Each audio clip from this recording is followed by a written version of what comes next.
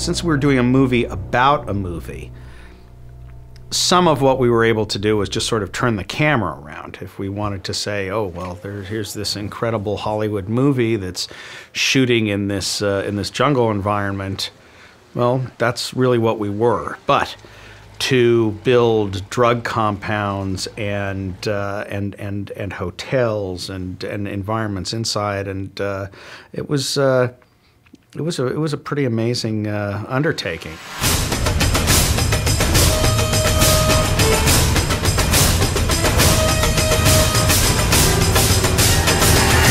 Most of the forests around here, the jungles, the mountains, that was all DreamWorks money. That was all built by DreamWorks, which is impressive.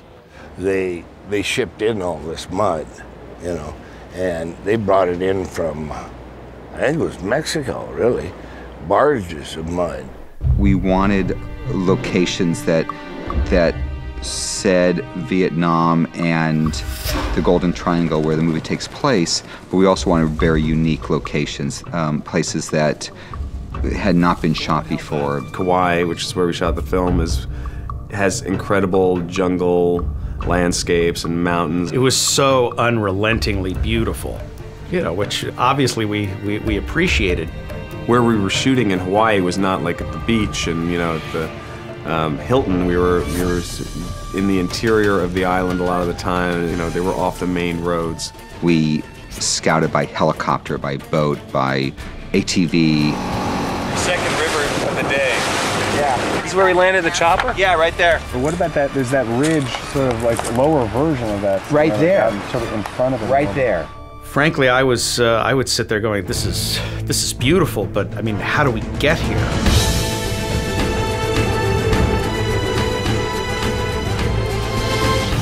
No place is going to look right as you're scouting, but you have to imagine what it'll look like once you clear out all the bamboo and clear out the jungle. And we had to create places where trucks and equipment can place and where cranes can work out of, and then build the sets. John Toll, our cinematographer, you know, he has done a number of war movies. He really has a sense of when we're choosing these locations, what would be a good place to build a building in relation to where the sun went up and down.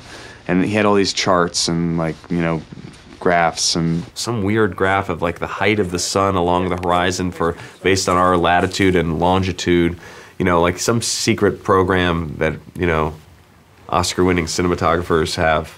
This environment continues to be very challenging because of the rain, and you know the soil here is either completely, your shoes are getting sucked off your feet, or it's a dusty nightmare, and there's no kind of in between. It was so remote and so complete in its realism and isolation, and it was so gnarly and so tough. You can tell who's been working hard because they're the people that just look like they've, you know, been in quicksand all afternoon.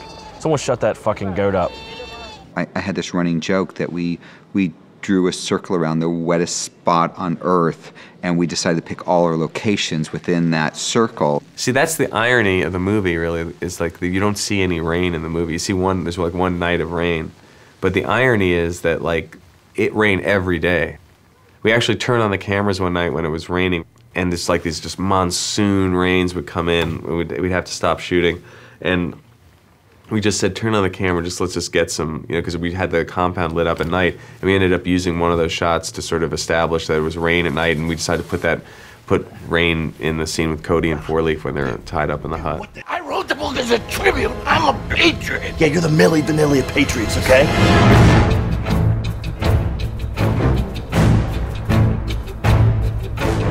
Me and Ben were writing it, you know, it was, you know, we sort of thought, you know, like, oh, little bamboo huts here, and this is the prison camp, and this is the heroin processing plant, and this is, you know, the landing zone. And then we sort of, every set that we would arrive at was just astounding. You know, Jeff Mann was our production designer, and he and Ben did a tremendous amount of research, and were both very specific in the design of any of the buildings or the environments that existed in Vietnam.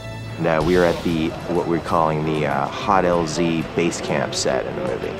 It's been interesting to try to sell the level of opulence and money being spent that actually the viewer can pick up on. We know that it's costing a lot of money when you turn around and see 100 trailers and so on and so forth, but it's nothing beyond the norm for the audience to see, and a lot of people have seen behind-the-scenes coverage of base camps and what's going on behind the scenes, and so we tried to ramp it up here with populating it with lots of extras and military equipment and all the stuff that is hopefully part of the movie that they are going on to make that they never get a chance to make. Even if you look at the, what was it, 1 week down party or whatever it was, I mean, the detail in that, if you looked in front of the bar, it had everything that that bar should have. If you looked behind the bar, where they wouldn't be shooting, it was stocked like it should be. And every single thing. I've actually never seen a production designer before who had the eye for detail that I could noticeably detect that Jeff Mann has. Well, seeing as how we're all headless chickens right now, I thought I'd take a little zen moment and work on the napalm bar. Our little palm tree islands, if you notice over here, this will be 1 of 10. They kind of overlap each other, and our jet up here, which flies over and spittles down lighter fluid, flies over, pulled on a string, and then the palm tree line ignites. And you reach through and grab a shot that's on the other side waiting for your brave hand.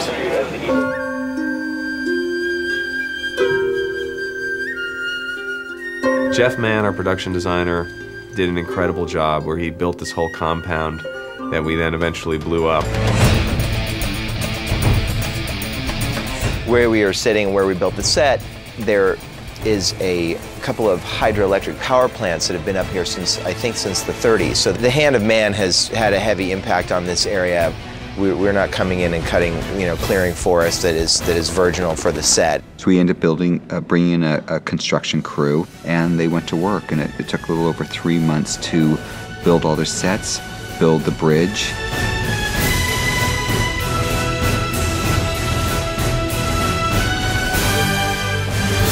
Looks pretty incredible what they've done. I mean, I would buy heroin from this place.